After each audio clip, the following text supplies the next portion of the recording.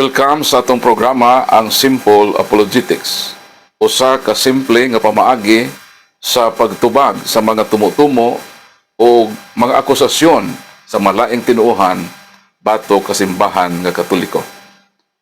Ang atong hisgutan ining atong episode karon mao ang reaksyon sa mga Seventh Adventist Church mahitungod sa atong pagribat sa ilang sayop nga interpretasyon sa Daniel Kapitulo 7 versikulo 25. Daghan ang mipiyait kung nganong nadamay ang ilang magtutukod nga si Ellen Goldwhite niining mong isyu sa dihang atong gi-expose nga malambigit gayod o makonek si Ellen Goldwhite nining sayop nga pagtulunan sa Seventh Adventist Church. Tanaw nato ang video nga may hinungdan nga mipiyait ang Seventh-day Adventist Church. Tanaw nato ang video. Sa pag-ingon ni Ellen Goldwhite, nag-ingon si Daniel sa 7:25 sa Daniel, bahin sa gamay nga sungay ang papado. Ang nagtumo-tumo ining iyang gipabarog karon nga proposisyon kanang imo magong topic kita na sa imong magtutugod nagibuno sa bato sa ulo na mawat-ag panimuot sa tutulog ka semana ug maglabat ang iyang ulo kung mupugos yang masa. So ang nag-interpret ining 7:25 sa Daniel tumutumoan ang Santo Papa kuno ang gamay na sungay katumanan sa Daniel 7:25 si Ellen Goldwhite daghan mang nag-interpret ini ng mga Bible scholar dili man Santo Papa ang ibasangin lang. Si Ellen Goldwhite man nag-ingon nga Santo Papa kuno ni mao nang akong gihisgutan unsa ang kalidad ni ining ilang magtutugod na mo ilang interpret sa Daniel 7:25 maglaban man ang ulo ug mupugos masa para di ko sila kasabot. Di kasabot unsa ba ang noun kung hinang 7:25 nganong imo mabasahin ang Katoliko nga kung ang Katoliko as noun gamitan o pronoun as instead of noun dili man si man ang gamiton. So diha pa lang sa grammar ang grammatical na ang interpretation ni Ellen Goldwhite ngano maglabad lagi ang iyang ulo kung magbasa. Dahil mo ingon mga atake ni na mo sa sa dili kay kung atake ni kamo mismo ang nangatake sa inyong founder. Ito naman ko nabasa.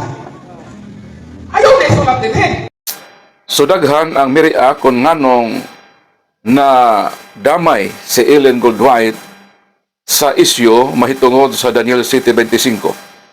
Ang tubag nganong nasabit si Ellen Goldwhite kay siya man ang mastermind ni ining sayop nga pagtulunan nga gipakalat sa Seventh Adventist Church nga ang Santo Papa kuno ang gamay nga sungay diha sa Daniel Kapitulo 7 versikulo 25 sumala sa libro nga gisulat ni Ellen Goldwhite ang magtutukod sa Seventh-day Adventist Church. Ug mao kini ang atong mabasa dinhi sa pahina 257. Mao kini ang giingon ni Ellen Goldwhite. Nag-ingon si Daniel bahin sa gamay nga sungay ang papado. So kinsa ang nagtumutumo nga ang papado mao ang gamay nga sungay sa Daniel 7:25? Mao kining magtutukod sa Seventh Adventist Church si Ellen Goldwhite. Daghan nga mga Bible scholars nga nagtuon ni ining maong partikular nga propesiya sa Daniel Kapitulo 7. Pero dili man Santo Papa ang ilang gipasanginlan. Pananglitan dinhi sa The Oxford Annotated Bible mo kini ang atong mabasa dinhi sa pahina 1078. Kini nga Bible translation paluyuhan kini sa kapin sa 32 in exact nga mga Bible scholars ug mao kini ang ilang giingon mahitungod sa gitawag nga gamay nga sungay kon little horn. Sumala sa atong babasa, the little horn is Antiochus Epiphanes. Sumatod ni ining Oxford Bible nga gihimo sa mga Bible scholars, 32 Bible scholars, dili ang Santo Papa kon ang papado ang ilang gipasanginlan, kundili sumala sa ilang pagtuon ang little horn mao si Haring Antiochus Epiphanes. Ug dinhi usab sa laing bersyon sa Biblia, ang New International Version nga gihubad sa more than 100 Bible scholars. Kinsa man ang ilang giingon sumala sa pagtuon dinhi mga Bible scholars sa gitawag nga little horn. Dinhi sa pahina 1332 mao kini ang atong mabasa. The horn that started small is Antiochus IV Epiphanes. So, matod ni ining an New International Version Bible Study Guide gihimo sa more than 100 Bible scholars, ang ilang giingon nga gamay nga sungay kon little horn mao si Antiochus Epiphanes. So ang tanan nga mga Bible scholars isa lang ang ilang resulta kon bunga sa ilang makuti nga pag-utingkay nining maong propesiya nga kining little horn mao si Antiochus Epiphanes. Pero nganong si Ellen G. White mauraman ang nasukway sa mga Bible scholars, kasaligan ba ang kalidad sa pagtuon ni Ellen G. White ni ining maong isyu ang tubag dili? Dunay 13 ka bug-at nga rason nga dili katuuhan ang interpretasyon ni Ellen Gold White. So balikon ko 13 ka mga hinungdan nga dili kasaligan ang pagtuon ni Ellen Gold White ni ining Daniel Kapitulo 7 versikulo 25. Ang una, tungod kay kining si Ellen Gold White, doon na kini experience sa iyang kinabuhi nga naapektuhan ang iyang ulo. Dini sa ilang librong napakusog, kini nga libro gipatik sa Philippine Bible House o ubos sa pinasahi ang kasabutan sa Review and Herald Publishing Association o gitampuhan kini sa kapin sa 165 ka mga health professionals. Unsa may ilang giingon dinhi sa pahina 16, libro ni sa mga Seventh Adventist Church, og dili kini atake kay dili man ni atong personal kundi nagsumikad man mismo sa source sa Seventh Adventist Church. Si Ellen Gold White mato din ng maong libro, gibuno siya sa bato sa ulo og ang resulta niini nawad-an siyag panimuot sulod sa 3 ka semana. So dili ni gamay nga problema kay ang resulta sa pagbuno niya sa iyang ulo 3 ka semana nga wa siya panimuot.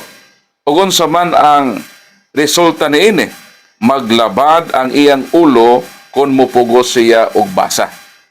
So kining sinulat ni Ellen G. White, kining iyang pagbasa-basa Biblia, bunga kini sa paglabad sa iyang ulo. Kay mato dinhi maglabad ang iyang ulo kung mupugos siya og basa. Dili kini personal attack, kay kung kini pangatake personal, buti pasabot ang Seventh Adventist mao na mismo ang nangatake sa ilang magtutukod. So, dili kasaligan ang pagtuon o sinulat ni Ellen Gold White nga naman. Si Ellen Gold White mismo, bisan sa pagbasa, maglabad ang iyang ulo kung mupugos siya og basa. Ikaduhang rason, tungod kay si Ellen G. White, wala maka-eskwela og Bible School. Og bulgar kini sa Seventh Adventist Evangelist nga si Johnson Amican. Sa 4 ka magtutukod sa Seventh Adventist Church, 3 lang ang naka-eskwela og Biblia. O si Ellen Gold White, naka-eskwela ba og Biblia? So atong tanawon ang evangelist sa Seventh-day Adventist Church nga si Johnson Amican. Tanawon nato ang video. Alam na ginagawa po yung doktrina ng Adventist ng ating mga pioneer. 4 yung ating mga founder, James White, Joseph Bates, Jane Andros, Ellen White. Ang nag-aaral ng Biblia, yung 3, hindi kasama si Mrs. White. Ang nag-aaral ng Biblia, yung 3, hindi kasama si Mrs. White. Ang nag-aaral ng Biblia, yung 3, hindi kasama si Mrs. White. Ang nag-aaral ng Biblia, yung 3, hindi kasama si Mrs. White. Hindi kasama si Mrs. White. So klaro mismo sa maong video nga gipamatud-an sa Seventh Adventist Evangelist nga sa upat ka magtutukod sa Seventh Adventist Church, tulo lang ang nakaeskwela og Biblia. Si Ellen Goldwhite wala makaeskwela og Biblia. So kung mao kana, so nganong nag-interpret man siya sa Daniel 7:25 nga wa man ganin na siya makaeskwela og Biblia matod sa maong Seventh Adventist Evangelist.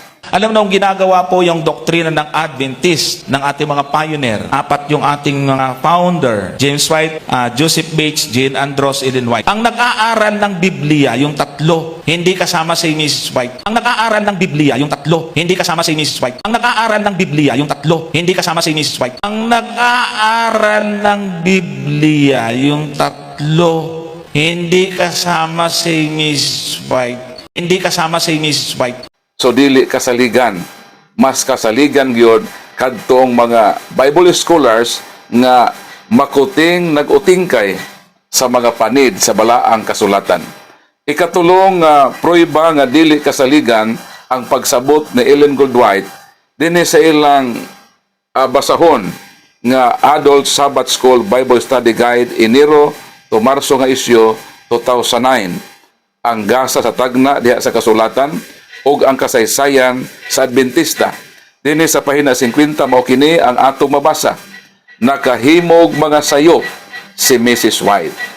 So kun mao nga si Mrs. White nakahimog mga sayop ug wala siya makatuon og Biblia ug maglabad ang iyang ulo kun mopugos siya og basa, nan kini nga ebidensya klaro na og tataw kung nganong makaingon kita nga sa tanang Bible scholars isa lang ang ilang gitudlo nga ang Little Horn mao si Antiochus apan nalahi si Ellen Goldwhite. Nganong nalahi siya? Kay una, maglabad ang iyang ulo. Ikaduha, wala siya makatuon og Bible school. Ikatulo, tungod kay nakahimog mga sayop si Ellen Goldwhite. So kitang makatoliko, mas mupabor kita sa mga Bible scholars nga nagtuon sa balaang kasulatan diha sa pamaagi nga scholar dili sa pagsalig diha sa interpretasyon sa mga leader kun pundok sa tinuohan kansang magtutukod dunay diferensya diha sa ulo ug wala makatuon sa balaan nga kasulatan sama ni Ellen G. White nga nakahimo og mga sayop. So mga Seventh Adventist, ayaw mo kalain kung among giribat ang inyong pangatake sa simbahan nga Katoliko. Kung dili ka mo gusto nga masakitan sa among pagtubag, ayaw og sigig pangatake sa simbahan nga Katoliko. Nganuman, kung motubag kami, masakit mo og mopiyait kamo nga kami nagbinastos og nagpersonal. Dili kini personal, tod kay gikan mismo sa inyong source ang among gibit-bit ka kamatuoran nga dili gyud katuohan ang interpretasyon ni Ellen Goldwhite. Maunang sa mga Bible scholars, usbon ko siya ang nalahi kay dunay diferensya ang iyang pagtuon, maglabad ang iyang ulo kung magbasa. Wala siya maka-eskwela sa Biblia o ikatulo, dili siya kay dili masayop. So kanang inyong interpretasyon, dawatang kamatuoran nga bunga kana sa sayop nga pagsabot sa inyong magtutukod. So daghang salamat o God bless kanatong tanan.